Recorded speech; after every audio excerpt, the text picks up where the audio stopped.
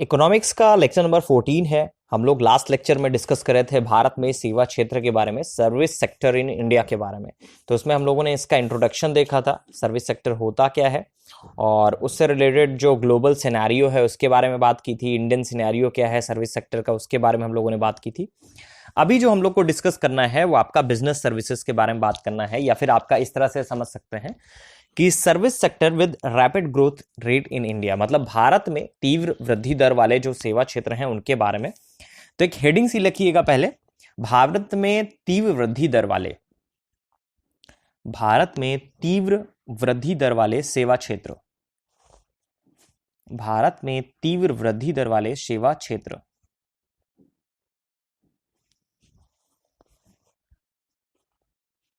देखिए, भारत में आपका 1991 के आर्थिक सुधारों के बाद से सेवा क्षेत्र के कुछ प्रमुख उपक्षेत्रों में तीव्र प्रगति देखी गई है। उनमें से आपका व्यावसायिक सेवाएं हो गई। तो आर्थिक जो सुधार हुए थे उसके साथ ही आपका 1990 के दशक में व्यावसायिक जो सेवाएं हैं 20% की जो दर है उससे सर्वाधिक तीव्र गति से विकसित हुई। और इस क्षेत्र में आपका तीव्र वृद्धि का एक कारण जो था सूचना प्रौद्योगिकी का विकास रहा है।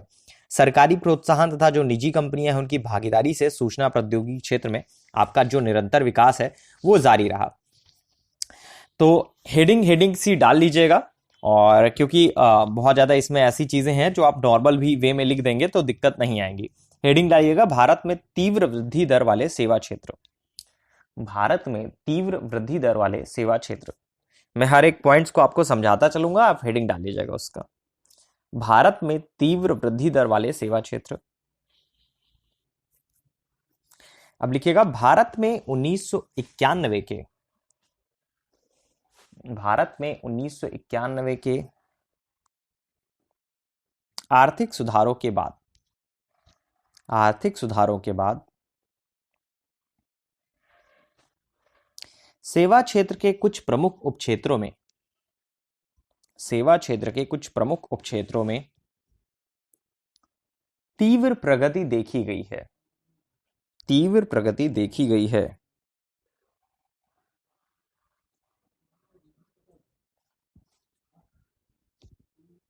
नंबर 1 लिखिएगा, व्यावसायिक सेवाएं, व्यावसायिक सेवाएं। नंबर 1 में लिखिएगा व्यावसायिक सेवाएं। व्यावसायिक सेवाओं के बारे में हम लोग डिस्कस कर ही लिए। दूसरा लिखिएगा संचार सेवाएं, संचार सेवाएं, इसके बारे में बात कर लेते हैं। जो कम्युनिकेशन सर्विस है उसके बारे में बात कर लेते हैं। तो भारत में आपका जो संचार सेवा है सर्वाधिक तीव्र गति से विकसित होने वाली सेवाओं में से एक है, और 1990 का जो दशक था उसमें इसकी समृद्धि दर करीब 14% रही थी। इस तेज विकास का जो कारण रहा है भारत में दूर संचार क्षेत्र में हुई एक अभूतपूर्व वृद्धि रही है। अभी तो संचार सेवाएं जो हैं, आपका कम्युनिकेशन जो सीरीज सर्विस है बहुत हाई चला गया है जियो के आने के बाद से।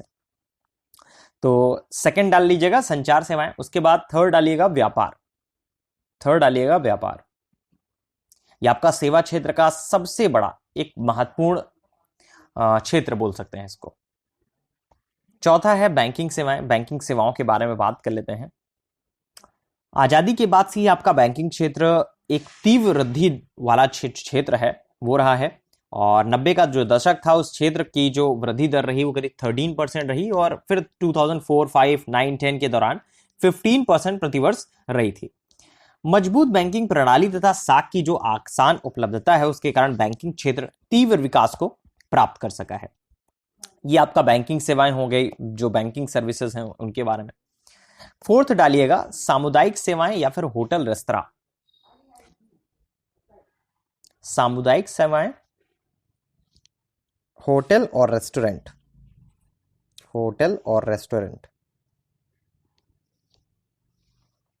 देखिए, शिक्षा और स्वास्थ्य सुविधाओं में विस्तार के कारण भारत में इस क्षेत्र की जो समृद्धि दर है वो करीब 2005-6 से लेकर 2010-11 के दौरान करीब 7% प्रतिवर्ष रही। जबकि अगर 1990 का दशक देखा जाए तो यहां पे आपका 8.5% की दर से ही अग्रसर थी ये।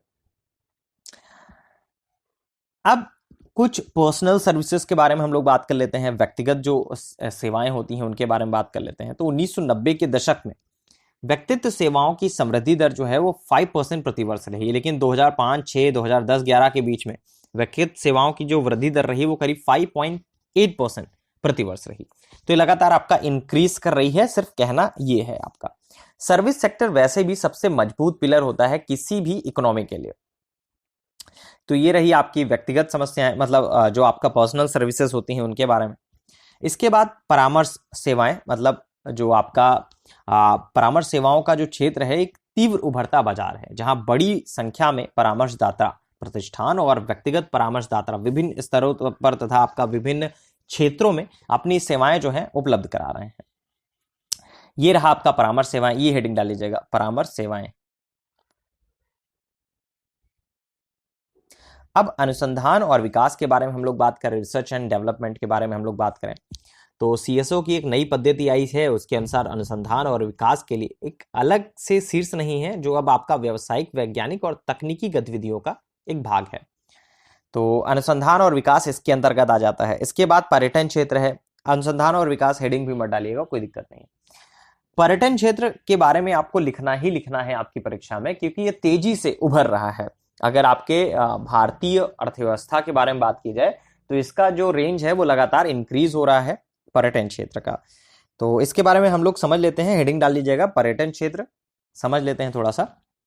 ये देखिए जितनी भी हेडिंग्स मैंने लिखवाई हैं उन सारी हेडिंग्स के ऊपर आप बहुत आसानी से चीजें लिख सकते हैं, उसमें ऐसी कोई समस्या है नहीं कि लिख नहीं पाएंगे। जैसे पर्यटन क्षेत्र हो गया, टूरिज्म सेक्टर हो गया, तो इसके बारे में बात कर लेते हैं। पर्यटन क्षेत्र जो है भारत में एक महत्वपूर्ण और व्यापक सेवा क्षेत्र का एक अंग है। पर्यटन में आपका वृहद पैमाने पर विविध प्रकार के अत्यंत जो विशिष्टीकृत से लेकर अकुशल तथा तक आपका रोजगार जो है सृजित करने, आर्थिक वृद्धि को आगे बढ़ाने और देश के लिए विदेशी मुद्रा अर्जित करने की महती क्षमता है। वर्तमान में आपका वैश्विक सेवा निर्यात में यात्रा और पर्यटन क्षेत्र की लगभग 30% प्रत्यक्ष भागीदारी है। विश्व यात्रा और पर्यटन परिषद के अनुसार यात्रा और पर्यटन क्षेत्र विश्व का सबसे बड़ा आर्थिक क्षेत्र है, जो कि वैश्विक से आपका लगभग 29 करोड़ से अधिक जो रोजगार है आपका प्रदान करता है, जिसने आपका वैश्विक अर्थव्यवस्था के अंदर 10 नौकरियों में से एक के समतुल्य का सृजन हुआ है। तो इसी बात से आप ये समझ सकते हैं कि टूरिज्म जो सेक्टर है वहां से कितनी आय जो होती है वो होती है हर एक कंट्री को, लगभग से हर एक कंट्री को, और इंडिया को तो फिलहाल होती ही है टूरिज्म से काफी ज्यादा। इसके बाद अब आते हैं इंफॉर्मेशन एंड कम्युनिकेशन टेक्नोलॉजी पर, सूचना और संचार प्रौद्योगिकी के पर। तो पर्यटन क्षेत्र होपफुली आपने हेडिंग डाल लिया रहा होगा। अब हमारा जो नेक्स्ट टॉपिक है उसमें हम लोग सूचना और संचार प्रौद्योगिकी के बारे में डिस्कस करेंगे, इंफॉर्मेशन एंड कम्युनिकेशन टेक्नोलॉजी के बारे में बात करेंगे। तो भारत में वैज्ञानिक और तकनीकी विकास के फलस्वरूप सूचना और संचार प्रौद्योगिकी क्षेत्र में तीव्र विकास हुआ है, जिस कारण यह क्षेत्र जो है सेवा क्षेत्र के प्रमुख वृद्धि वाले क्षेत्रों में से एक रहा है। सूचना और संचार प्रौद्योगिकी का क्षेत्र जो है अत्यंत व्यापक है, जिसमें micro electronics, semiconductor, computing, fibre optics, दूरसंचार और माइक्रो प्रोसेसर इत्यादि शामिल होते हैं। इस क्षेत्र के समुचित विकास के कारण ई व्यवसाय में वृद्धि हुई है, उत्पादन बढ़ा है और वैज्ञानिक अनुसंधान और नवाचार में विकास हुआ है। तो सूचना और प्रौद्योगिकी भी हेडिंग डाल सकते हैं आप, सूचना और प्रौद्योगिकी। अब जो मैं लिखाऊंगा वो ये होगा कि रीजंस क्या हैं rapid growth of service sectors in India, मतलब कि भारत में सेवा क्षेत्र में तेज समृद्धि के कारण क्या है। क्योंकि जो आपका मेंस में पूछा जा सकता है वो आपका इसी तरह से क्वेश्चन पूछा जाएगा, भारत में आपका सेवा क्षेत्र में बढ़ने के क्या कारण है, भारत के सेवा क्षेत्र में कमी के क्या कारण है, क्या क्या प्रॉब्लम्स हैं जिसकी वजह से नहीं बढ़ पा रही हैं, चुनौतियां कौन कौन सी हैं, इन सब चीजों के ऊपर लिखने को आता है। ठीक है, लेकिन कभी भी आपका इसके बारे में हेडिंग्स वगैरह नहीं पूछा जाएगा, इसी वजह से मैंने इसको कहीं लिखाया नहीं बहुत ज्यादा। तो जहां पे कुछ पूछा जा सकता है वो चीजें आपको लिखाई जाएंगी, जो नहीं पूछी जा सकती हैं वो सिर्फ आप समझिए, सुनने की बातें हैं वो आप समझ सकते हैं, सुन सकते हैं। तो भारत में सेवा क्षेत्र में एक हेडिंग से डाल लीजिएगा, पहले हम लोग इसके बारे में पूरा बात कर लेंगे, उसके बारे में जो जो पॉइंट्स इंपॉर्टेंट होंगे उन सब पॉइंट्स को हम लोग लिख लेंगे। लिखिएगा, भारत में सेवा क्षेत्र में तेज समृद्धि के कारण, भारत में सेवा क्षेत्र में तेज समृद्धि के कारण, reason for rapid growth of service sector in India, reason for rapid growth of service sector in India। देखिए, अर्थव्यवस्था में बढ़ोतरी के साथ विभिन्न क्षेत्रों में विशिष्टीकरण का जो महत्वपूर्ण योगदान है वो होने लगा है। किसी आर्थिक गतिविधि के दौरान विभिन्न चरणों पर कार्यों का जो संपादन है विशिष्ट योग्यता वाले पेशेवर से संपादित कराया जाने लगा, जिस कारण आपका सेवा क्षेत्र में अलगाव या फिर आपका विच्छिन्नता का विकास हुआ और सेवा क्षेत्र में व्यापक वृद्धि जो है अभिभूत हुई। मांग पक्ष में बढ़ोतरी के कारण भी आपका सेवा क्षेत्र में तीव्र जो वृद्धि है वो दर्ज की गई। भारत में आपका उत्पादन लागतें कम होने के कारण कई विदेशी कंपनियां अपने कुछ काम विशेषकर आपका सूचना प्रौद्योगिकी क्षेत्र में भारत में कम खर्च करवाती हैं, जिससे भारत में सेवाओं के निर्यात को समुचित एक प्रोत्साहन मिला है, उससे बेनिफिट बहुत ज्यादा मिला है। इसके अलावा उदारीकरण की नीतियों के फलस्वरूप आपका बैंकिंग, सेवा, परिवहन और संचार आदि क्षेत्रों में निजी क्षेत्रों के प्रवेश के बाद से, मतलब जो आपका निजी क्षेत्र है उसके प्रवेश से सेवा क्षेत्र के विकास को अत्यधिक प्रोत्साहन मिला है। सरकार द्वारा इन क्षेत्रों से संबंधित जो नीतियां हैं उसमें लचीलापन आ गया है।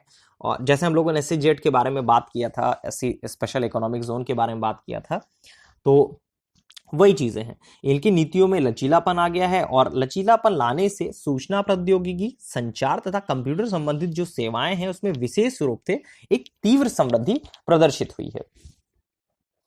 अब इसके बाद प्रौद्योगिकी क्षेत्र में प्रगति का सीधा असर सेवा क्षेत्र में आ सकता है।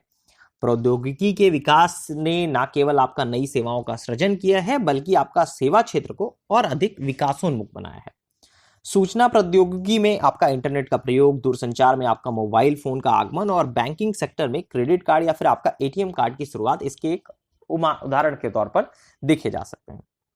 औद्योगिक समृद्धि का सेवा क्षेत्र की समृद्धि पर एक सकारात्मक प्रभाव प्रदर्शित हुआ है। वहीं दूसरी ओर आपका सेवा क्षेत्र की निरंतर वृद्धि ने औद्योगिक समृद्धि को गति प्रदान की है। इस प्रकार सेवा क्षेत्र और औद्योगिक क्षेत्र की जो पारंपरिक निर्भरता है वो बनी रही, जो कि अर्थव्यवस्था के लिए लाभदायक होती है। उदाहरण के तौर पर अगर हम लोग देखें तो हम देखते हैं कि दूरसंचार सेवाओं के विस्तार ने फोन कंपनियों के प्रदर्शन पर एक बहुत बड़ा सकारात्मक प्रभाव डाला है। तो हेडिंग डाल लीजिएगा, डाली ही आपने, भारत में सेवा क्षेत्र में तेज समृद्धि के कारण। तो उसमें हम लोग कुछ पॉइंट्स लिख लेते हैं। लिखिएगा, मांग पक्ष में बढ़ोतरी के कारण, मांग पक्ष में बढ़ोतरी के कारण, मांग पक्ष में बढ़ोतरी के कारण भी सेवा क्षेत्र में तीव्र वृद्धि दर्ज की गई, तीव्र वृद्धि दर्ज की गई। भारत में उत्पादन लागतें कम होने के कारण, भारत में उत्पादन लागतें कम होने के कारण कई विदेशी कंपनियां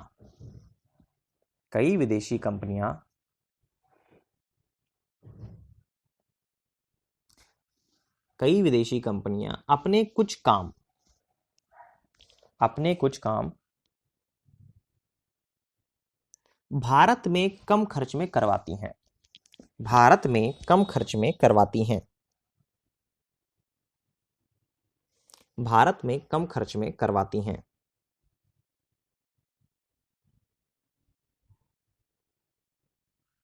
क्योंकि यहाँ पे जो लेबर कॉस्ट है काफ़ी कम है, जिसकी वजह से दूसरी कंपनियां हैं वो यहाँ पे आती हैं और अपना काम जो है वो करवा लेती हैं।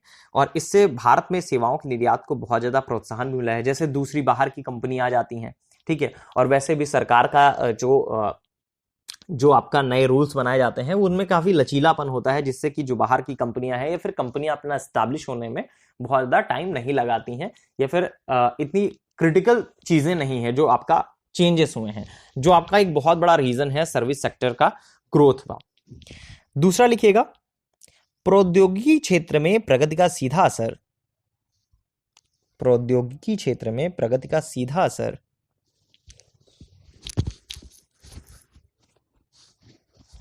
सेवा क्षेत्र में देखा जा सकता है, सेवा क्षेत्र में देखा जा सकता है।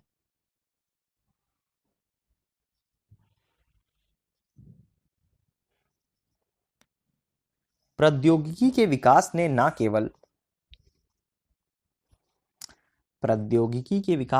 केवल नई सेवाओं का सृजन किया प्रौद्योगिकी के विकास ने न केवल नई सेवाओं का सृजन किया बल्कि सेवा क्षेत्र को और अधिक विकासोन्मुख बनाया है। बल्कि सेवा क्षेत्र को और अधिक विकासोन्मुख बनाया है।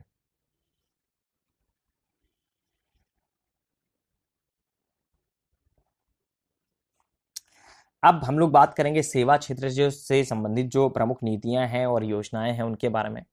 तो राष्ट्रीय दूरसंचार नीति जैसे आई थी नेशनल टेलीकॉम पॉलिसी 2012 में, उसके बारे में पहले हम लोग बात कर लेते हैं थोड़ा बहुत।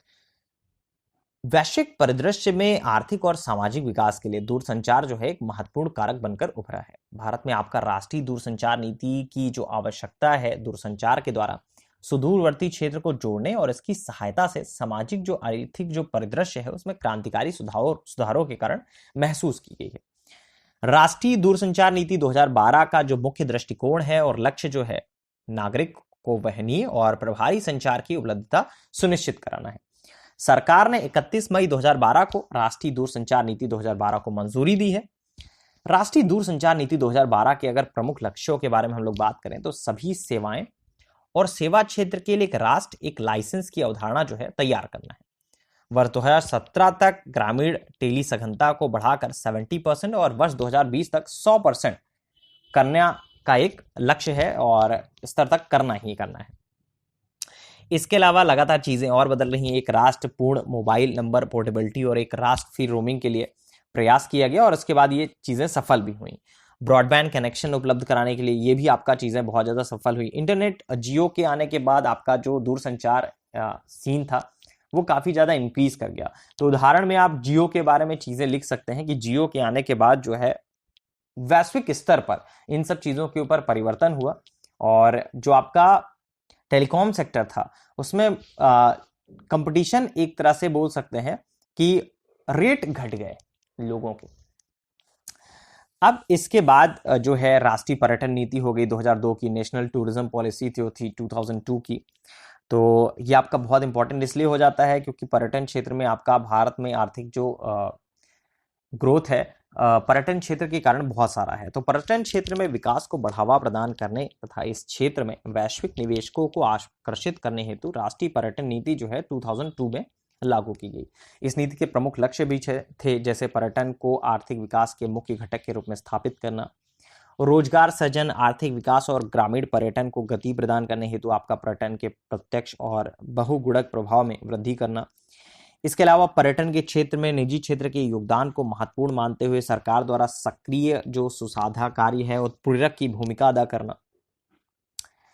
फिर स्वदेश दर्शन योजना की एक स्कीम थी, योजना थी, तो उसके बारे में अगर हम लोग बात करें तो ये भी आपका भारत सरकार का जो पर्यटन मंत्रालय है उसके द्वारा विशिष्ट विषयों के आसपास जो पर्यटन परिपथ हैं उनको एकीकृत विकास के लिए स्वदेश दर्शन नामक योजना को सृजन करने का निर्णय लिया गया। लिखने की जरूरत नहीं कहीं भी कुछ भी। इसी तरह से आपका कई योजनाएं बनाई गई जैसे प्रसाद योजना हो गई, इतना ज्यादा वैसे पूछा नहीं जाता है। विज्ञान प्रौद्योगिकी और नवोन्मेष जो नीति है science technology and innovation policy 2013 की है। ये सारी की सारी आपका चीजें जो हैं सेवा क्षेत्र से संबंधित जो नीतियां हैं उनसे आ जाती हैं और योजनाओं में आ जाती हैं।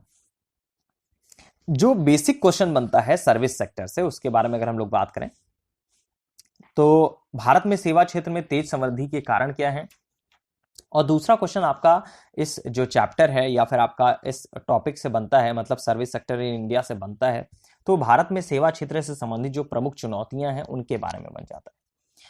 तो भारत में आपका सेवा क्षेत्र जो है अर्थव्यवस्था का एक महत्वपूर्ण घटक होने के बावजूद कुछ चुनौतियों का सामना कर रहा है। जैसे भारत में सेवा क्षेत्र से जुड़ी जो बुनियादी अवसंरचना है उसका अभाव है, जिससे शहरी तथा ग्रामीण क्षेत्रों में महत्वपूर्ण सेवाओं की आपूर्ति में बाधाएं उत्पन्न होती हैं। परिवहन, संग्रहण, विद्युत इत्यादि क्षेत्रों में अपर्याप्त अवसंरचना विकास का समस्या बनी रहती है। भारत में आपका सेवा क्षेत्र सकल घरेलू उत्पाद में महत्वपूर्ण योगदान देने के बावजूद रोजगार क्षेत्र में जनसंख्या के कम भाग को ही नियोजित करता है। इस कारण आपका सेवा क्षेत्र की समृद्धि को रोजगार विहीन समृद्धि के तौर पर जाना जाता है। सेवा क्षेत्र के उपक्षेत्र पर्यटन के विकास की अपार संभावनाएं भारत में उपस्थित हैं, किंतु देश में आपका नौकरशाही, भ्रष्टाचार और जालसाजों इत्यादि के कारण विदेशी पर्यटकों का मोह भंग होता है। इसके अलावा भारतीय सेवा प्रदाता जैसे बीपीओ हो गई, आईटी क्षेत्र हो गई, विश्व के अन्य देशों में कड़ी प्रतिस्पर्धा का सामना कर रहे हैं। अमेरिकी, ऑस्ट्रेलिया जैसे देशों ने भारतीय पेशेवरों के सामने वीजा संबंधित समस्याएं जो है उत्पन्न कर दी हैं। सेवा क्षेत्र से जुड़े आपका प्रमुख जो उपक्षेत्र हैं जैसे होटल, रेस्टोरेंट, बैंक, व्यापार इत्यादि के कर्मियों को उपभोक्ता की समस्याओं को ध्यान में रखते हुए अपनी कार्यकुशलता और व्यवहार में सुधार करना चाहिए। अधिकतर जो उपभोक्ता हैं सेवा प्रदाताओं की सेवा से पूर्णतः संतुष्ट नहीं होते, जिस कारण अन्य सेवाओं के प्रति उनका जो रुझान है भविष्य में कम होने लगता है। ऑब्वियस सी बात है, अगर एक बार किसी को अच्छी सर्विसेज नहीं प्रोवाइड की जाएंगी तो नेक्स्ट टाइम पे वो वहां पे सर्विसेज नहीं लेगा। वो हर एक फील्ड के लिए चीजें होती हैं। तो ये एक बहुत गंभीर चुनौतियां हैं, या फिर समझ सकते हैं कि बहुत एक ऐसी चुनौतियां हैं जिनसे उबरना है। तो लिखिएगा, भारत में सेवा क्षेत्र से संबंधित भारत में सेवा क्षेत्र से संबंधित भारत में सेवा क्षेत्र से संबंधित प्रमुख चुनौतियां भारत में सेवा क्षेत्र से संबंधित प्रमुख चुनौतियां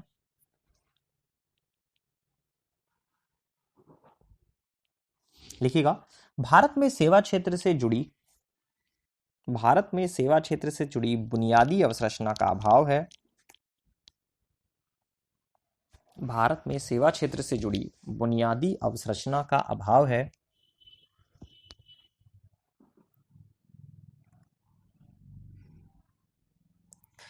नेक्स्ट में लिखिएगा, 4-5 पॉइंट्स इसके लिखा देता हूं। लिखिएगा नेक्स्ट में, सेवा क्षेत्र के उपक्षेत्र पर्यटन के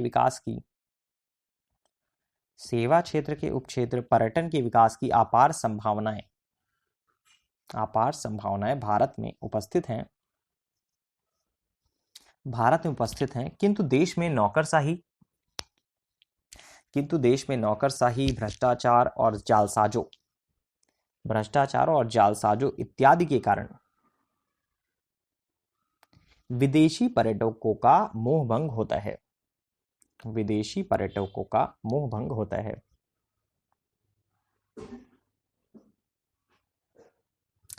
सेवा क्षेत्र से जुड़े, नेक्स्ट लिखिएगा, थर्ड पॉइंट है ये, सेवा क्षेत्र से जुड़े प्रमुख उपक्षेत्रों में जैसे होटल, रेस्टोरेंट, बैंक, व्यापार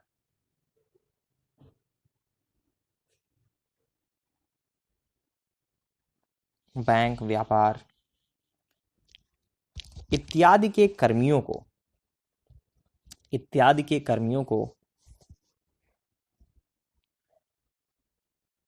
उपभोक्ताओं की समस्याओं को ध्यान में रखते हुए अपनी कार्यकुशलता और व्यवहार में सुधार करना चाहिए। अधिकतर उपभोक्ता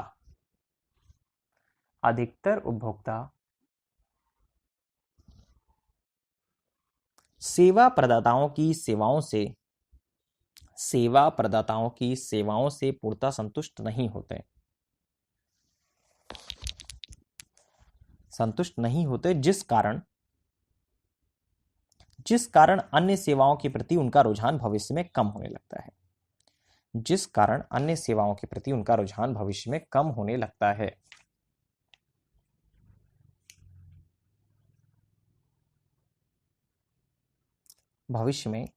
लगता है।